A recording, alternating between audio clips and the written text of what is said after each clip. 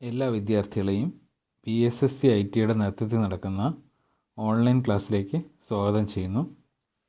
നമ്മൾ പഠിച്ചുകൊണ്ടിരുന്ന chapter compound interest ആണ്. ഈ ചാപ്റ്ററിൻ്റെ ആദ്യത്തെ 3 ഭാഗങ്ങൾ ഞാൻ ഓൾറെഡി യൂട്യൂബ് ചാനലിൽ തന്നെ അപ്ലോഡ് ചെയ്തിട്ടുണ്ട്.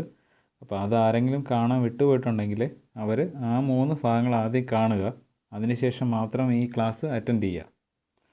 അല്ലെങ്കിൽ നിങ്ങൾക്ക് കുറേ കാര്യങ്ങൾ ബുദ്ധിമുട്ടുണ്ടാകും മനസ്സിലാക്കാൻ വേണ്ടിയിട്ട്, അതുകൊണ്ടാണ് ഞാനങ്ങനെ പറയുന്നത്. സോ നമ്മൾ പറഞ്ഞുകൊണ്ടിരുന്നത് കോമ്പൗണ്ട് ഇൻട്രസ്റ്റ് ആണ്. കോമ്പൗണ്ട് ഇൻട്രസ്റ്റും സിമ്പിൾ ഇൻട്രസ്റ്റും തമ്മിലുള്ള പ്രധാന വ്യത്യാസം എന്താണെന്ന് ചോദിച്ചു കഴിഞ്ഞാൽ, നിങ്ങൾ കടമെടുക്കുന്ന പൈസ, ഇപ്പം നിങ്ങൾ ഒരു ബാങ്കിൽ പോയിട്ട് 10,000 രൂപ ലോൺ എടുത്തെന്ന് വിചാരിക്കുക, അതാണ് നിങ്ങളുടെ പ്രിൻസിപ്പൽ എമൗണ്ട് എന്ന് പറയുന്നത്. ഈ സിമ്പിൾ ഇൻട്രസ്റ്റിൻ്റെ അകത്ത് പ്രിൻസിപ്പൽ എമൗണ്ടിന് എത്ര വർഷം കഴിഞ്ഞാലും ഒരു വ്യത്യാസം ഉണ്ടാവില്ല. എപ്പോഴും നമ്മൾ പലിശ കണക്കാക്കുന്ന ഈ ആദ്യം എടുത്ത 10,000 രൂപയ്ക്ക് തന്നെ ആയിരിക്കും. അത് 5 വർഷം കഴിഞ്ഞിട്ടായിരുന്നാലും 10 വർഷം കഴിഞ്ഞിട്ടായിരുന്നാലും ഈ ആദ്യം എടുത്ത 10,000 രൂപ പ്രിൻസിപ്പൽ എമൗണ്ടിനായിരിക്കും നമ്മൾ പലിശ കണക്കാക്കുന്നത്. എന്നാൽ കോമ്പൗണ്ട് ഇൻട്രസ്റ്റ് വരുമ്പോൾ അങ്ങനെയല്ല, അതിൽ നിന്ന് വ്യത്യാസമുണ്ട്. കോമ്പൗണ്ട് ഇൻട്രസ്റ്റ് എന്ന് പറഞ്ഞു കഴിഞ്ഞാൽ, ഇപ്പം നിങ്ങൾ 10,000 രൂപ കടം എടുക്കണമെന്ന് വിചാരിക്കുക, 1 വർഷം കഴിഞ്ഞിട്ട് നിങ്ങൾ തിരിച്ചടയ്ക്കാമെന്ന് പറയുകയാണ്, 11,000 രൂപയായിട്ട് തിരിച്ചടയ്ക്കാമെന്ന് പറയുകയാണ്, 1000 രൂപ പലിശ. സോ 1 വർഷം കഴിഞ്ഞ് നിങ്ങൾക്ക് തിരിച്ചടയ്ക്കാൻ പറ്റിയില്ല എങ്കിൽ രണ്ടാമത്തെ വർഷം മുതൽ പലിശ കണക്കാക്കുന്നത് 10,000 രൂപയ്ക്ക് മാത്രമായിരിക്കില്ല. ഈ ആദ്യത്തെ വർഷത്തെ പലിശ ഉണ്ടല്ലോ 1000 രൂപ, അതും കൂടെ കൂട്ടി 11,000 രൂപയാവും. ആ 11,000 രൂപയ്ക്കായിരിക്കും പിന്നെ എന്ത് ചെയ്യുന്നവർ പലിശ കണക്കാക്കുന്നത്. പലിശയുടെ പുറത്ത് പലിശ കണക്കാക്കും, അതാണ് ഉദ്ദേശിക്കുന്നത്. അതിനാണ് കോമ്പൗണ്ട് ഇൻട്രസ്റ്റ് എന്ന് പറയുന്നത്. ഇനി അതിൽ കുറേ കാറ്റഗറി ഉണ്ട്. അതിൽ ആദ്യത്തെ കാറ്റഗറിയാണ് കോമ്പൗണ്ടഡ് ആനുവലി.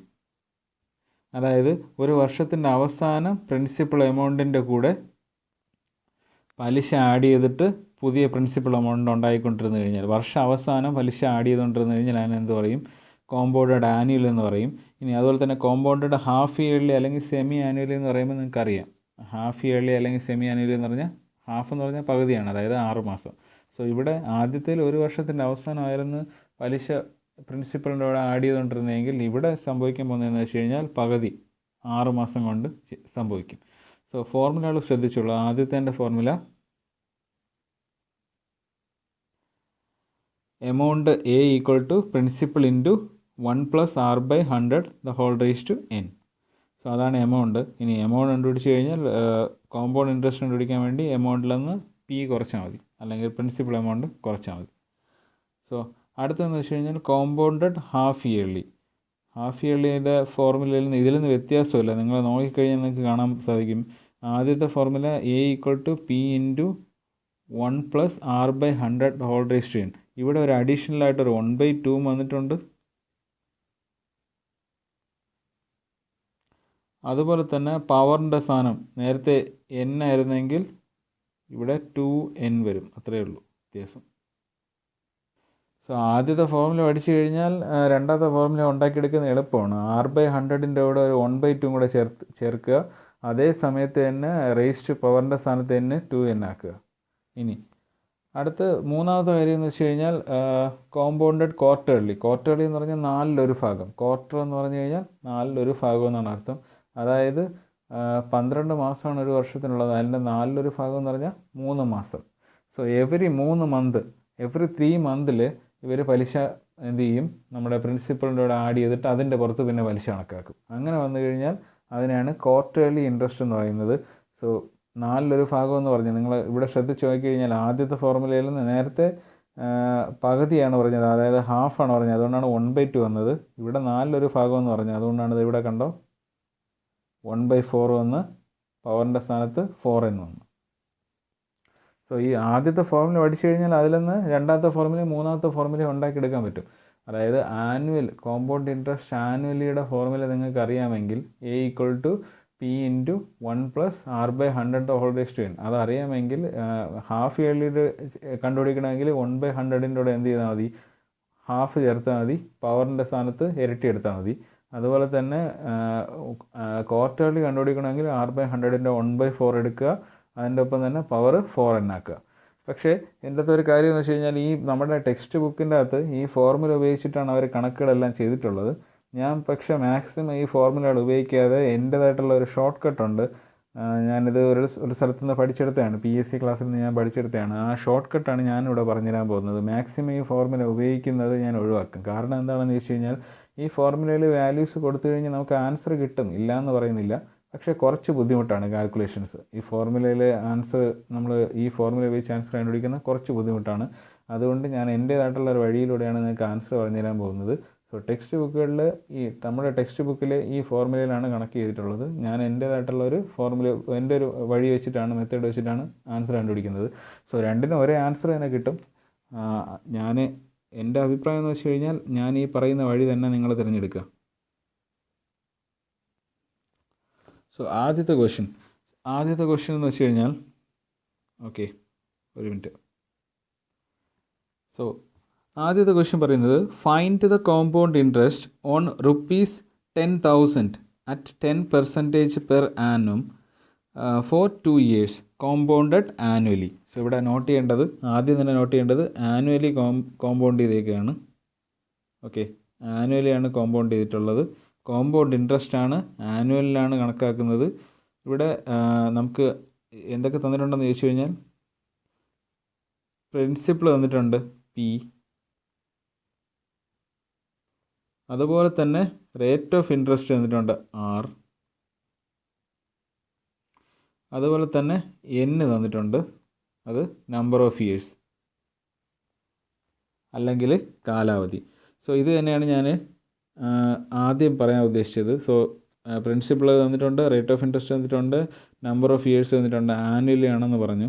നമുക്ക് ഫോർമുല, നമ്മുടെ ആനുവലിൻ്റെ ഫോർമുല ഉണ്ട്. എന്താണ്? എമൗണ്ട് A സമം എന്താണ് P × 1+R/100 ആ ഫോർമുല ഉപയോഗിച്ച് നമുക്ക് ഈ കണക്ക് ചെയ്യാം.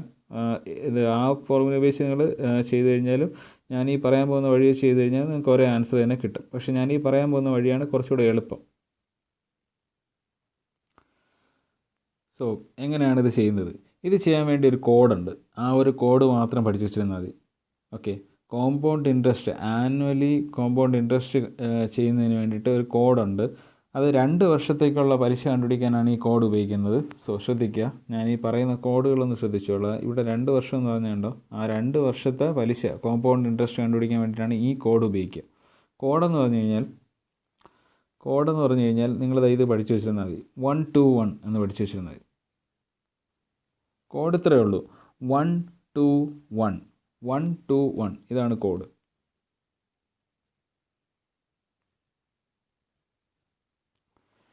ഈ ഒരു കോഡ് അറിയാമെങ്കിൽ നമുക്ക് ഈ ക്വസ്റ്റ്യൻ ചെയ്യാൻ പറ്റും.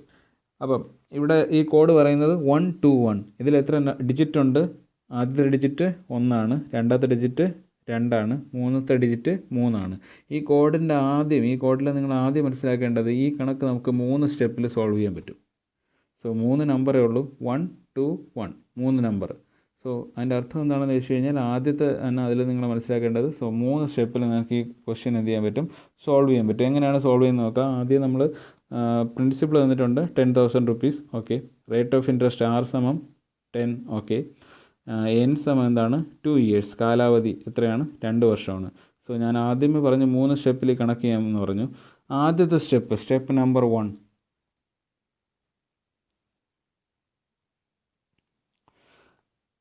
ആദ്യത്തെ സ്റ്റെപ്പിൽ പ്രിൻസിപ്പിൾ എത്രയാണോ അത് അതുപോലെ എടുത്തെഴുതുക. വേറെ ഒന്നും ചെയ്യണ്ട. ആദ്യ സ്റ്റെപ്പ് അത് തന്നെയാണ്. രണ്ടാമത്തെ സ്റ്റെപ്പിൽ ഇവിടെ റേറ്റ് ഓഫ് ഇൻട്രസ്റ്റ് എത്രയാണ്? ഇവിടെ റേറ്റ് ഓഫ് ഇൻട്രസ്റ്റ് എന്ന് പറഞ്ഞു കഴിഞ്ഞാൽ 10% ആണ്. രണ്ടാമത്തെ സ്റ്റെപ്പിൽ നമ്മൾ ചെയ്യാൻ പോകുന്നത് ഈ പ്രിൻസിപ്പളിൻ്റെ 10% കണ്ടുപിടിക്കും. ഓക്കെ, സോ ഞാൻ പറയുന്നതെന്ന് ശ്രദ്ധിക്കുക. ആദ്യത്തെ സ്റ്റെപ്പിൽ പ്രിൻസിപ്പിൾ അതുപോലെ എടുത്ത് എഴുതി, വേറെ ഒന്നും ചെയ്തില്ല. രണ്ടാമത്തെ സ്റ്റെപ്പിൽ പ്രിൻസിപ്പിൾ എത്രയാണ്? 10,000. ഞാനിവിടെ വലത് സൈഡിലെ മേളിൽ എഴുതുകയാണ്, 10,000 ആണ്. ഇനി റേറ്റ് ഓഫ് ഇൻട്രസ്റ്റ് എത്രയാണ്? പലിശ നിരക്ക് എത്രയാണ്? 10% രണ്ടാമത്തെ സ്റ്റെപ്പിൽ നമ്മൾ ചെയ്യേണ്ടത് ഈ 10,000ൻ്റെ 10% എത്രയാണെന്ന് കണ്ടുപിടിക്കണം. 10,000ൻ്റെ 10% എത്രയാണെന്ന് കണ്ടുപിടിക്കാൻ വേണ്ടി ഈ ഇടത് സൈഡിൽ ഏറ്റവും താഴെയായിട്ട് നോക്കുക. ഈ 10%ൻ്റെ മീനിങ് എന്താണ്? 10% എന്ന് പറഞ്ഞാൽ പെർസെൻറ്റേജ് പഠിച്ചപ്പോൾ നമ്മൾ പറഞ്ഞു 10/100. വേറൊരു എക്സാമ്പിൾ എടുത്തു കഴിഞ്ഞാൽ 5% എന്ന് പറഞ്ഞാൽ എന്തായിരിക്കും? അതും 5/100 ആയിരിക്കും. 50% എന്ന് പറഞ്ഞാൽ എത്രയായിരിക്കും? 50% എന്ന് പറഞ്ഞാൽ എത്രയായിരിക്കും? 50/100. 60% എന്ന് പറഞ്ഞാൽ എത്രയായിരിക്കും? 60/100. ഏതെങ്കിലും ഒരു ശതമാനം എന്ന് പറഞ്ഞാൽ അതിനെ നമ്മളൊരു ഫ്രാക്ഷനിലോട്ട് മാറ്റണമെങ്കിൽ /100 കൊടുത്താൽ മതി. സോ ഇവിടെ 10%. സോ 10% എന്ന് പറഞ്ഞാൽ ആക്ച്വലി എന്താ മീനിങ്? 10/100. സോ 10% കണ്ടുപിടിക്കാൻ വേണ്ടി നമ്മുടെ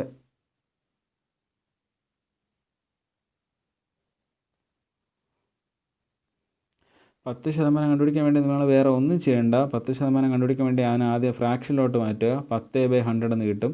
ഏതൊരു ഫ്രാക്ഷൻ ആയിരുന്നാലും ഇപ്പം 6% ഫ്രാക്ഷനിലാക്കണമെങ്കിൽ 6/100 എന്ന് എഴുതും. ഏതൊരു ശതമാനത്തിൻ്റെ ഫ്രാക്ഷൻ ആക്കാനും ശതമാന ചിഹ്നം മാറ്റുക, ഡിനോമിനേറ്ററിൽ 100 കൊടുക്കുക, അത്രയേ ഉള്ളൂ. സോ നമ്മളിപ്പോൾ രണ്ടാമത്തെ സ്റ്റെപ്പിൽ ഞാൻ പറഞ്ഞത് നമ്മുടെ പ്രിൻസിപ്പൽ എമൗണ്ട് 10,000 ആണ്. അതിൻ്റെ 10% കണ്ടുപിടിക്കണം. ഈ 10% കിട്ടിയത് എവിടെ നിന്നാണ്? ക്വസ്റ്റ്യനിൽ നിന്നാണ്. ക്വസ്റ്റ്യനിൽ പറഞ്ഞിട്ടുണ്ട് റേറ്റ് ഓഫ് ഇൻട്രസ്റ്റ്, പലിശ നിരക്ക് എത്രയാണ്? 10% അവിടെ നിന്നാണ് നമുക്ക് ആ 10% കിട്ടിയത്. സോ എല്ലാം ക്വസ്റ്റ്യനിൽ പറഞ്ഞിട്ടുള്ളതിനാണ്. സോ 10,000-ൻ്റെ 10% കണ്ടുപിടിക്കാൻ വേണ്ടി വേറെ ഒന്നും ചെയ്യേണ്ട. 10,000 × 10/100 ചെയ്താൽ മതി. 10,000-ൻ്റെ 20% കണ്ടുപിടിക്കാൻ പറഞ്ഞാൽ 10,000 × 20/100 ചെയ്യുമായിരുന്നു. 10,000-ൻ്റെ 90% കണ്ടുപിടിക്കാൻ പറഞ്ഞിരുന്നെങ്കിൽ 10,000 × 90/100 ചെയ്യുമായിരുന്നു. സോ 10,000 × 10/100 ചെയ്യാം. അതാണ് ഞാനിവിടെ രണ്ടാമത്തെ സ്റ്റെപ്പിൽ ചെയ്തേക്കുന്നത്. സോ നമുക്ക് നോക്കാൻ പറ്റും. ഇവിടെ നോക്കി നോക്കുക.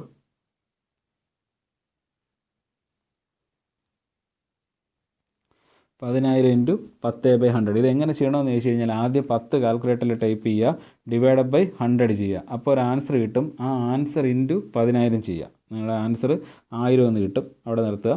ഇനി അടുത്ത് ഇവിടെ ശ്രദ്ധിച്ചോളൂ, ഈ സ്റ്റെപ്പ് 3 ശ്രദ്ധിച്ചോളൂ. ഇപ്പോഴും നമുക്ക് സ്റ്റെപ്പ് 2 കിട്ടിയ ആൻസർ എത്രയാണ്?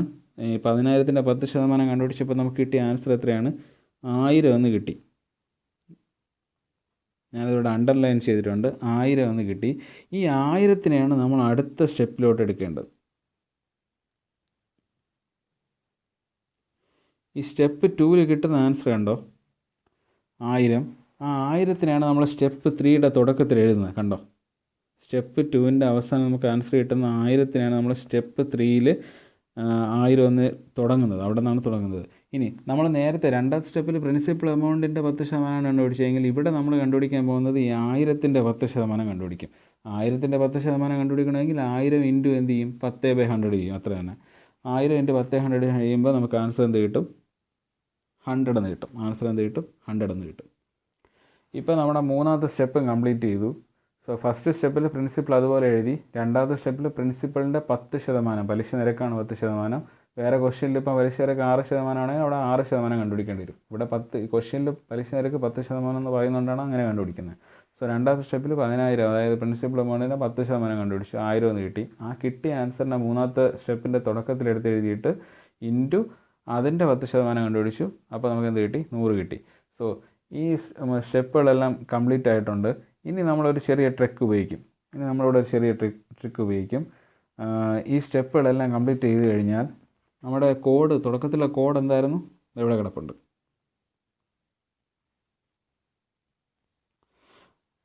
തുടക്കത്തിലുള്ള കോഡ് എന്തായിരുന്നു? 1 2 1. സോ ആദ്യത്തെ സ്റ്റെപ്പിൽ കിട്ടിയ ആൻസറല്ല, ആദ്യത്തെ സ്റ്റെപ്പിൽ എന്തിനെക്കുറിച്ച് മാത്രമാണ് പറയുന്നത്? പ്രിൻസിപ്പൽ എമൗണ്ടിനെ കുറിച്ച് പറയുന്നത്. അതിൻ്റെ കൂടെ 1 കൊണ്ട് മൾട്ടിപ്ലൈ ചെയ്യുക. അതിനെ 1 കൊണ്ട് മൾട്ടിപ്ലൈ ചെയ്യുക. ഇനി രണ്ടാമത്തെ സ്റ്റെപ്പിൽ കിട്ടിയ ആൻസർ എന്താണ്? 1000. അതിനെ 2 കൊണ്ട് മൾട്ടിപ്ലൈ ചെയ്യുക. മൂന്നാമത്തെ സ്റ്റെപ്പിൽ കിട്ടിയ ആൻസർ എന്താണ്? 100. അതിനെ 1 കൊണ്ട് മൾട്ടിപ്ലൈ ചെയ്യുക. അതാണ് ഇത് ഇവിടെ ചെയ്തിരിക്കുന്നത്. നിങ്ങൾക്ക് കാണാൻ സാധിക്കും, ഈ റെക്റ്റാങ്കിളിൻ്റെ അകത്ത് കാണാൻ സാധിക്കും. സോ ആദ്യത്തെ സ്റ്റെപ്പ് എന്ന് പറഞ്ഞു കഴിഞ്ഞാൽ പ്രിൻസിപ്പൽ എമൗണ്ട് ആണ്. അതിനെ 1 കൊണ്ട് ഗുണിക്കും. ഈ കോഡിലുള്ള 1 to 1 എന്താണെന്നാണ് ഇവിടെ നമ്മൾ ഉപയോഗിക്കുന്നത്. ആ കോഡിലുള്ള 1 to 1 ആദ്യം അത് പറഞ്ഞു തരുന്നത് 3 സ്റ്റെപ്പ് ഉണ്ടെന്നാണ്. രണ്ടാമത് അതിലുള്ള വാല്യൂസ് നമ്മൾ ഗുണിക്കും. ഈ 3 സ്റ്റെപ്പിലും കിട്ടുന്ന ആൻസറിൻ്റെ കൂടെ നമ്മൾ അതിൻ്റെ വാല്യൂസ് ഗുണിക്കും. ആദ്യ സ്റ്റെപ്പിൽ കിട്ടിയ ആൻസർ 10,000 ആണ്. × 1 ചെയ്യും. 10,000 തന്നെ ആൻസർ കിട്ടും. വല സൈഡിൽ ആൻസർ ഉണ്ട്. 1000 രണ്ടാം സ്റ്റെപ്പിൽ 1000 ആണ് കിട്ടിയത്. × 2 2000 എന്ന് കിട്ടും. മൂന്നാം സ്റ്റെപ്പിൽ 100 ആണ് കിട്ടിയത്. അതിൻ്റെ കൂടെ 1 ഗുണിക്കുമ്പോൾ 100 എന്ന് കിട്ടും. സോ ഇനി അടുത്ത ക്വസ്റ്റ്യൻ നോക്കിയിട്ട് വേണം ബാക്കി കാൽക്കുലേഷൻ നടത്താൻ വേണ്ടി. എന്താണ് കണ്ടുപിടിക്കാൻ പറഞ്ഞേക്കുന്നത് നോക്കുക. 2 കാര്യങ്ങൾ കണ്ടുപിടിക്കാൻ പറയാം. ഒന്നുകിൽ എമൗണ്ട് കണ്ടുപിടിക്കാൻ പറയും. എല്ലാവരും ഇടത് സൈഡിൽ മേളിലോട്ട് നോക്കുക. ഒന്നുകിൽ എമൗണ്ട് കണ്ടുപിടിക്കാൻ പറയും, അല്ലെങ്കിൽ കോമ്പൗണ്ട് ഇൻട്രസ്റ്റ് CI കണ്ടുപിടിക്കാൻ പറയും. ഈ 2 കാര്യങ്ങളാണ് കണ്ടുപിടിക്കാൻ പറയുക. ഇനി ഇതിൽ നിന്ന് തന്നെ കണ്ടുപിടിക്കാൻ പറ്റും. നിങ്ങൾക്ക് എമൗണ്ടാണ് കണ്ടുപിടിക്കേണ്ടതെങ്കിൽ സ്റ്റെപ്പ് 1ൻ്റെ അവസാനത്തെ ആൻസർ ഇപ്പോൾ എന്താണ്? 10,000 നടക്കുന്നത്. എവിടെ ഉണ്ട്? സ്റ്റെപ്പ് 2ൻ്റെ ആൻസർ ഇപ്പോൾ എത്രയാണ് നടക്കുന്നത്? 2,000 നടക്കുന്നത്. സ്റ്റെപ്പ് 3യുടെ ആൻസർ എത്രയാണ് നടക്കുന്നത്? 100 നടക്കുന്നത്. എമൗണ്ട് ആണ് നിങ്ങളുടെ അടുത്ത് കാൽക്കുലേറ്റ് ചെയ്യാൻ പറഞ്ഞിരിക്കുന്നതെങ്കിൽ നിങ്ങൾ ഈ 3 സ്റ്റെപ്പിനെ ആഡ് ചെയ്യണം. അതായത് ആദ്യ സ്റ്റെപ്പിൻ്റെ ആൻസർ 10,000, രണ്ടാം സ്റ്റെപ്പിൻ്റെ ആൻസർ 2,000, മൂന്നാം സ്റ്റെപ്പിൻ്റെ ആൻസർ 100. ഈ 3 സ്റ്റെപ്പിനെ നിങ്ങൾ ആഡ് ചെയ്യണം. എന്നാൽ നിങ്ങൾക്ക് കോമ്പൗണ്ട് ഇൻട്രസ്റ്റ് മാത്രമാണ് കാൽക്കുലേറ്റ് ചെയ്യാൻ പറഞ്ഞിട്ടുള്ളതെങ്കിൽ, അതായത് ഈ ക്വസ്റ്റ്യനിൽ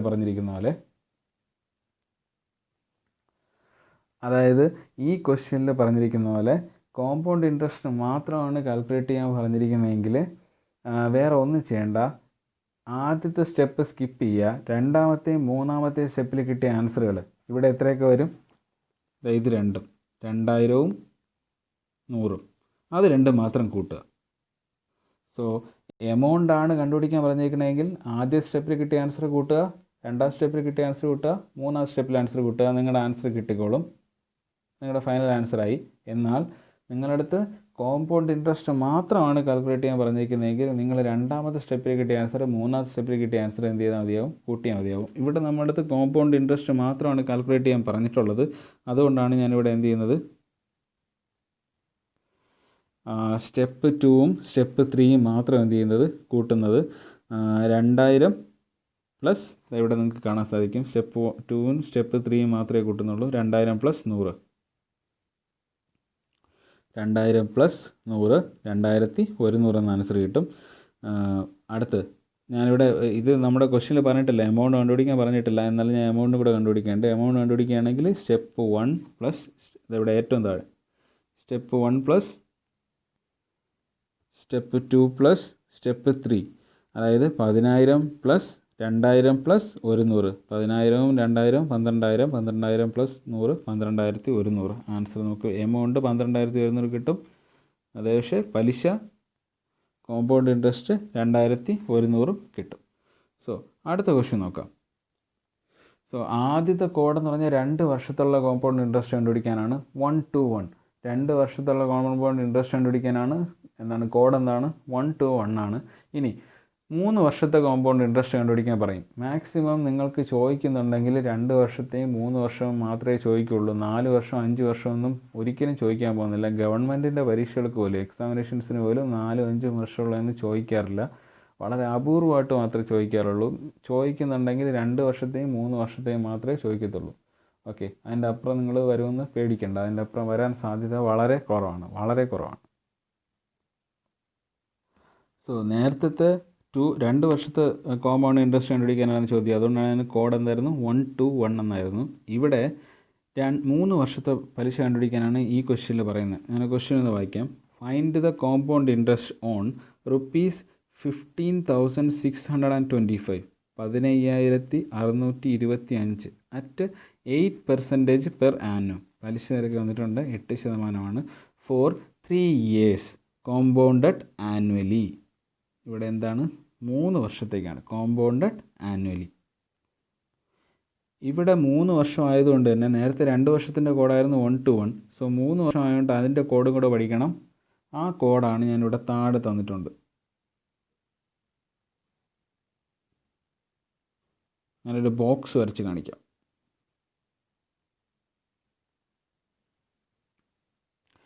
ആ കോഡാണ്, ആ കോഡ് 1331.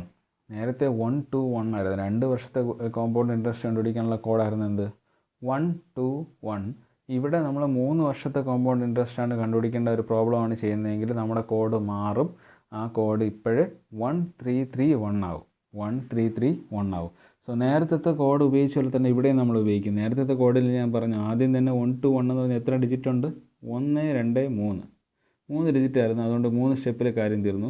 ഇവിടെ നമുക്ക് എത്ര ഡിജിറ്റ് ഉണ്ട്? 4 ഡിജിറ്റ് ഉണ്ട്. 1331 എന്നാണ് കിടക്കുന്നത്, 4 ഡിജിറ്റാണ്. സോ ഇവിടെ നമുക്ക് കോമ്പൗണ്ട് ഇൻട്രസ്റ്റ് കണ്ടുപിടിക്കാൻ വേണ്ടി അഡീഷണൽ ആയിട്ട് ഒരു സ്റ്റെപ്പും കൂടെ ചെയ്യേണ്ടി വരും. സോ നേരത്തെ നമ്മൾ 3 സ്റ്റെപ്പിൽ ചെയ്ത പ്രോബ്ലം ഇവിടെ നമ്മൾ 4 സ്റ്റെപ്പിലായിരിക്കും ചെയ്യുന്നത്. സോ ആദ്യം ഞാൻ വാല്യൂസ് എടുത്ത് എഴുതിയിട്ടുണ്ട്. നിങ്ങൾ ഈ കോഡിൻ്റെ താഴെയുള്ള ലൈനിൽ നോക്കി കാണാം. പ്രിൻസിപ്പൽ എമൗണ്ട് എത്രയാണ്? 15,625. അടുത്ത rate of interest R = 8, N എന്ന് പറഞ്ഞാൽ 3, നമ്പർ ഓഫ് ഇയേഴ്സ് 3. നേരത്തെ പോലെ തന്നെയാണ് ആദ്യത്തെ സ്റ്റെപ്പ്, ഒരു വ്യത്യാസമില്ല. പ്രിൻസിപ്പൽ എമൗണ്ട് ആദ്യത്തെ സ്റ്റെപ്പിൽ പ്രിൻസിപ്പൽ എമൗണ്ട് അതുപോലെ എടുത്ത് എഴുതും, നമ്മളൊന്നും ചെയ്യത്തില്ല. ആദ്യത്തെ സ്റ്റെപ്പിൻ്റെ ആൻസർ എപ്പോഴും പ്രിൻസിപ്പൽ എമൗണ്ട് തന്നെയായിരിക്കും. ഇനി രണ്ടാമത്തെ സ്റ്റെപ്പിൽ നമ്മൾ നേരത്തെ എന്താണ് ചെയ്തത്? പ്രിൻസിപ്പൽ എമൗണ്ടിൻ്റെ പലിശ നിരക്കിൽ എത്രയാണ്? നേരത്തെ പലിശ നിരക്ക് 10%. ഇവിടുത്തെ പലിശ നിരക്ക് എത്രയാണ്? പ്രിൻസിപ്പൽ എമൗണ്ട് 15,625, ഇവിടുത്തെ പലിശ നിരക്ക് 8%. സോ നമ്മൾ ചെയ്യാൻ പോകുന്നത് 15,625-ൻ്റെ 8% എത്രയാണെന്ന് കാൽക്കുലേറ്റ് ചെയ്യും. അതിനുവേണ്ടി ആദ്യം 15,625 അതുപോലെ എഴുതും. ഞാൻ വല സൈഡിൽ മുകളിലായിട്ട് എഴുതുന്നുണ്ട്. ഇതിൻ്റെ 8% കാൽക്കുലേറ്റ് ചെയ്യണമെങ്കിലോ 10%, 100%, 200% കാൽക്കുലേറ്റ് ചെയ്യണമെങ്കിലും ഒരേ വഴിയേ ഉള്ളൂ. 8% കാൽക്കുലേറ്റ് ചെയ്യണമെങ്കിൽ 8/100 കൊണ്ട് ഗുണിക്കുക. 8/100 കൊണ്ട് എന്ത് ചെയ്യുക? ഗുണിക്കുക. അത്രേ ഉള്ളൂ, വേറെ ഒന്നുമില്ല. സോ അതാണ് ഞാനിവിടെ രണ്ടാമത്തെ സ്റ്റെപ്പിൽ ചെയ്തിരിക്കുന്നത്. നിങ്ങൾക്ക് നോക്കിയാൽ കാണാൻ പറ്റും. സ്റ്റെപ്പ് 2ൻ്റെ നേരെ വായിക്കുക. സ്റ്റെപ്പിൻ്റെ 2ൻ്റെ നേരെ ഒന്ന് വായിക്കുക. 15,625 × 8/100. അപ്പോൾ നമുക്കൊരു ആൻസർ കിട്ടും. എത്ര കിട്ടുന്നത്? 1250.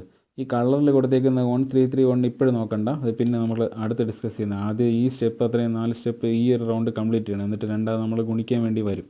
സോ അത് അപ്പോഴും നോക്കിയാൽ മതി. സോ നേരത്തെ പോലെ തന്നെ നമ്മൾ രണ്ടാമത്തെ സ്റ്റെപ്പിൽ കിട്ടുന്ന ആൻസർ ആയിരിക്കും മൂന്നാമത്തെ സ്റ്റെപ്പിൽ ഉപയോഗിക്കുന്നത്. ഇവിടെ രണ്ടാമത്തെ സ്റ്റെപ്പിൽ കിട്ടിയ ആൻസർ 1250 ആണ്. 1250 തന്നെ നമ്മൾ മൂന്നാമത്തെ സ്റ്റെപ്പിൽ തുടക്കത്തിൽ ഉപയോഗിക്കും. 1250 അതുപോലെ സ്റ്റെപ്പ് 3യുടെ തുടക്കത്തിൽ എഴുതും. പിന്നെ നമ്മൾ 8% തന്നെ 1250-ൻ്റെ 8% കണ്ടുപിടിക്കും. 8% കണ്ടുപിടിക്കാൻ വേണ്ടി 8/100, 1250 × 8/100 ചെയ്യും. നമ്മുടെ ആൻസർ എത്ര കിട്ടും? 100 കിട്ടും. അടുത്ത സ്റ്റെപ്പ് എന്താണെന്ന് ഞാൻ പറയാതെ തന്നെ നിങ്ങൾക്ക് മനസ്സിലായി കാണും. എന്ത് ചെയ്യും? മൂന്നാമത്തെ സ്റ്റെപ്പിൽ കിട്ടിയ ആൻസർ എത്രയാണ്? 100 ആണ്. അതിൻ്റെ 8% പിന്നെയും കണ്ടുപിടിക്കും. 100-ൻ്റെ 8% കണ്ടുപിടിച്ച് കഴിഞ്ഞാൽ 100 × 8/100 തന്നെ കിട്ടും. അതിൻ്റെ ആൻസർ എത്ര തന്നെ കിട്ടും? 8 തന്നെ കിട്ടും. ഇപ്പം നമ്മുടെ ആദ്യത്തെ 4 സ്റ്റെപ്പിൻ്റെ ആദ്യത്തെ ഭാഗം കംപ്ലീറ്റ് ചെയ്തു. ഇനി നമുക്ക് ഗുണിക്കാനുണ്ട്. അത് നമുക്കറിയാം. നമ്മുടെ കോഡിലുള്ള നമ്പേഴ്സ് ഏതൊക്കെയാണ്? 1, 3, 3, 3, 1. ഈ 4 നമ്പർ കൊണ്ടും ഈ 4 സ്റ്റെപ്പിൽ കിട്ടുന്ന ആൻസറുകൾ നമ്മളിനി അടുത്ത സ്റ്റെപ്പിൽ ഗുണിക്കും. അതാണ് ഇവിടെ ചെയ്തിരിക്കുന്നത്. ഈ ഭാഗത്ത് ചെയ്തിരിക്കുന്ന ഈ ഒരു ബോക്സിൻ്റെ അകത്ത് ചെയ്തിരിക്കുന്നതാണ്.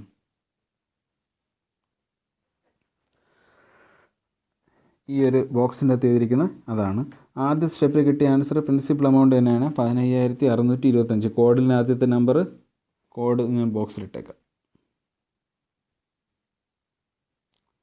കോഡിൻ്റെ ആദ്യത്തെ നമ്പർ എത്രയാണ്? 1 ആണ്. സോ 15,625 × 1. ആൻസർ എത്ര കിട്ടും? 15,625 തന്നെ. രണ്ടാമത്തെ നമ്പർ എന്ന് വെച്ച് കഴിഞ്ഞാൽ രണ്ടാം സ്റ്റെപ്പിൽ കിട്ടിയ ആൻസർ 1250 ആണ്. അതിനെ കോഡിൻ്റെ രണ്ടാമത്തെ നമ്പർ എത്രയാണ്? 3, അതുകൊണ്ട് ഗുണിക്കും. 3750 എന്ന ആൻസർ കിട്ടും. മൂന്നാം സ്റ്റെപ്പിൽ കിട്ടിയ നമ്പർ 100 ആണ്. അതിനെ കോഡിൻ്റെ മൂന്നാമത്തെ നമ്പർ എന്ന് പറഞ്ഞാൽ 3 ആണ്, അതുകൊണ്ട് ഗുണിക്കും. 3 × 100 300. ഇനി അടുത്ത് അവസാനത്തെ 8 ആണ്. അതിനെ 1 കൊണ്ട് തന്നെ ഗുണിക്കും. 8 കിട്ടും. സോ ഇപ്പം 4 സ്റ്റെപ്പിൻ്റെ ആൻസറുകളായി. ആദ്യ സ്റ്റെപ്പിൻ്റെ ആൻസർ 15,625 ഗുണിച്ചതിന് ശേഷമുള്ളതാണ്. രണ്ടാം സ്റ്റെപ്പിൻ്റെത് 3750, മൂന്നാം സ്റ്റെപ്പിൻ്റെ 300, നാലാം സ്റ്റെപ്പിൻ്റെത് 8. ഇനി നമ്മൾ എന്താണ് കണ്ടുപിടിക്കണമെന്ന് നോക്കുക. ഇവിടെ കോമ്പൗണ്ട് ഇൻട്രസ്റ്റ് മാത്രമേ കാൽക്കുലേറ്റ് ചെയ്യാൻ പറഞ്ഞിട്ടുള്ളൂ.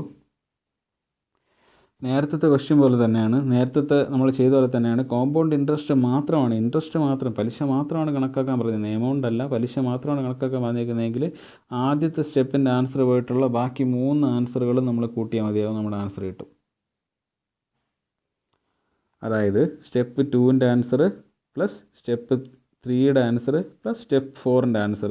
അതാണ് ഞാനിവിടെ എഴുതിയത്. ഫോർ കോമ്പൗണ്ട് ഇൻട്രസ്റ്റ് മാത്രം കാൽക്കുലേറ്റ് ചെയ്താൽ മതിയെങ്കിൽ ആദ്യത്തെ സ്റ്റെപ്പ് പോയിട്ടുള്ള ബാക്കി 3 സ്റ്റെപ്പുകൾ for compound interest step 2 plus step 3 plus step 4 3750 plus 300 plus 8 4058 എന്ന് കിട്ടും ആൻസർ. ഓക്കെ, കോമ്പൗണ്ട് ഇൻട്രസ്റ്റിൻ്റെ ആൻസർ എത്രയെന്ന് കിട്ടും? 4058 എന്ന് കിട്ടും.